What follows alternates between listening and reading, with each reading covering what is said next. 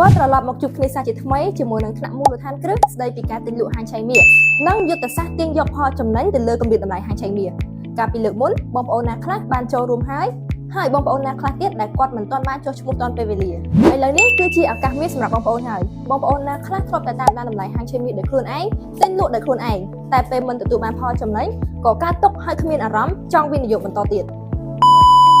ចាប់ផ្ដើមជាមួយនឹងពួកយើងឥឡូវនេះបងប្អូនទាំងអស់គ្នានឹងលែងមានបញ្ហាទាំងនោះទៀតហើយដោយសារបងប្អូនទាំងអស់គ្នានឹងជួបផ្ទាល់ជាមួយនឹងវាគ្មិនពិសេសគឺលោកគ្រូឈីឆៃហេងដែលលោកមានបទពិសោធន៍ជាង14ឆ្នាំមកហើយនឹងមកចែករំលែកអំពីចំណេះដឹងនិងផែនការទិញលក់បែបណា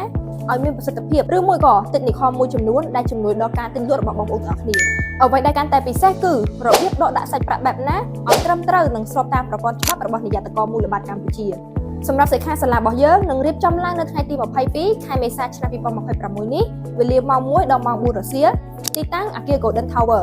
សម្បត្តិចូលរួមត្រឹមតែ$10ក្នុងម្នាក់បងប្អូនចុះឈ្មោះពីឥឡូវនេះពួកយើងនឹងមានជីវ៉ែ Catering ហើយផ្ដល់ជូននៅកន្លែងអង្គុយដែលមានផាសុកភាពងាយស្រួលសិក្សារៀនសូត្រព្រោះរាន់ឡើងកុំឲ្យឱកាសល្អនេះកន្លងផុតទៅ